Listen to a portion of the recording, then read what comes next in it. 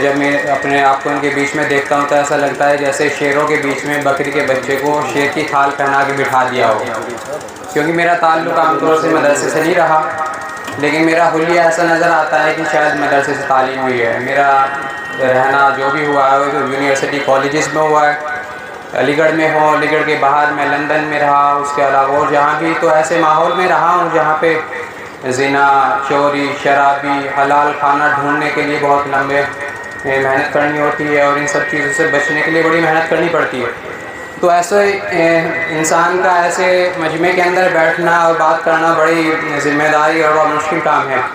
لیکن میں دو چار منٹ میں انشاءاللہ اب اپنی بات ختم کروں گا.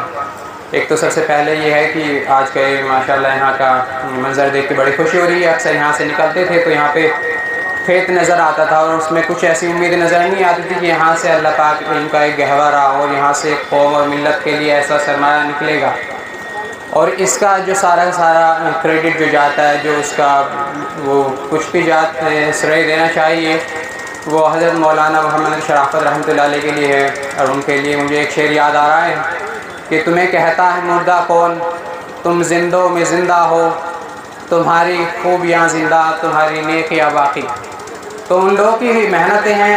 پتہ نہیں انسان کب کیا چیز سوچنا شروع کرتا ہے. کہیں پہ باغ لگانا ہو، کوئی مٹی تیار کرتا ہے، دوسرا کہ اس میں بیج ڈالتا ہے، پھر تیسرا کہ اس میں سینچائی کرتا ہے، چوتھا اس پیڑ کی رکھوالی، اور پانچویں نسل جو ہے کہ اس پیڑ کو کھاتی ہے.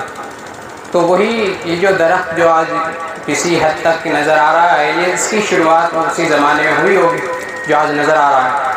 اور دوسری بات میری یہ ہے، اسی کے ساتھ میں ختم کروں گا، کہ دیکھیے آج جو ہماری حالت ہے امت مسلمہ کی، وہ کہیں نہ کہیں اس لیے ہے کہ ہماری علماء اکرام اور دینی مدارس جو ہیں ان سے دوری ہے. اور یہ باطل نے سب سے اہم چال کھیلی ہے کہ کسی بھی قوم کا اگر تباہ اور برباد کرنا ہو، اسے اس کے جو بڑے ہیں، ان کے جو رہبر ہیں، ان سے بدگمان کر دیا جائے تو پھر اس کو اپنے حساب سے چلانا بہت آسان ہے. یہی امت مسلمہ کے ساتھ واقعی آج سب سے زیادہ اگر کوئی تھوڑا بہت پڑھ بھی لیتا ہے، اس سے بات کی جائے تو اس کی نظروں میں سب سے بڑا مجرم علماء اکرام نظر آتے ہیں. حالانکہ میری ابھی 2 ہفتے پہلے میں اسرائیل سے آیا.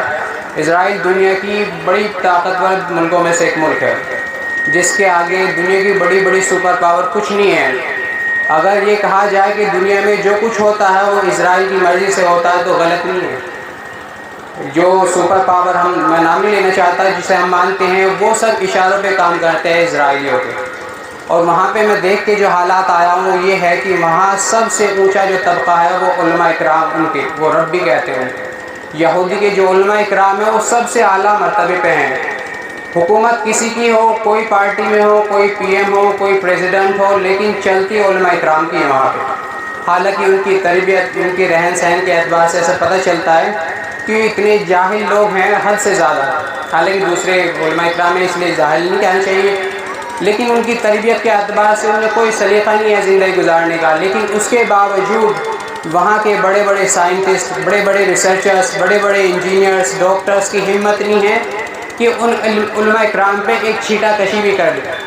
اور ہمارے یہاں کا سب سے بڑا مسئلہ یہ ہوتا ہے کہ جب تک آدمی اپنے آپ کو انٹلیکچوئل نہیں سمجھتا، دانشور نہیں سمجھتا، جب تک کہ وہ علماء اکرام کی بے عزتی نہ کرے، اور محلوں میں، گلیوں میں، چوپالوں میں بیٹھ کے علماء کے بارے میں الٹی سیدھی بات جب تک نہیں کہے گا تب تک وہ یہ نہیں دکھاتا میں قوم کا ہمدرد ہوں.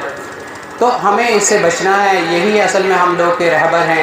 ہاں کچھ چیزیں ہیں جسے بیٹھ کے آدمی کرنا چاہیے، جیسے ہم لوگ کی دوری ہوئی ہے، جو مدارس اور جو اسکولس ہیں اس کے بیچ میں دوری ہو گئی تھی، جس کی وجہ سے ایک طبقہ دوسری طرف ہو گیا، دوسرا طبقہ دوسری طرف. وہ دیندار ہیں، وہ بیچارے دین تک وہ اپنے کوشش کرتے رہے لانے کی، لیکن جو ہم لوگ دنیا دار ہیں ان لوگوں نے ان سے بہت دوری بنانا شروع کی. یہ تو ہمیں پیچھے کر دیں گے، ایسا نہیں ہے. تو الحمدللہ بڑی خوشی ہے کہ ایک ہی پروجیکٹ کے اندر کتنی اچھی سوچ ہے. اللہ ان کی سوچ کو حفاظت فرمائے، اس میں برکت دے، خلوص پیدا فرمائے. کہ جس کی سوچ میں یہ آیا کہ یہاں پہ مدرسہ بھی ہوگا تو اسکول بھی ہوگا، ہاسپٹل بھی ہوگا تو خانقاہ بھی ہوگا، جسمانی علاج بھی کیے جائیں گے تو روحانی علاج بھی کیے جائیں گے. خانقاہ کیا ہے؟ روحانی علاج کا ہاسپٹل، اور ویسا ہاسپٹل وہ جسمانی علاج کے لیے. تو اللہ اس پروجیکٹ کو کامیاب کرے. اور رہی بات تعاون کی، تو انشاءاللہ آپ جب بھی ہم لوگ کو آواز دیں گے، اگر اس حالت میں ہوں گے دوڑ کے آنے کی تو انشاءاللہ دوڑ کے آئیں گے. چلنے کی حالت میں ہوں گے تو چل کے آئیں گے، اور گھسٹ کر آنے کی حالت میں ہوگی تو انشاءاللہ گھسٹ کر آ کر آپ کی خدمت میں حاضر ہو کے لبیک کہیں گے۔ اللہ پاک ہم سب کو اور جو بھی یہاں سن رہے ہیں ان سب کو عمل کہنے سنے زیادہ عمل کی توفیق عطا فرمائے۔ السلام علیکم۔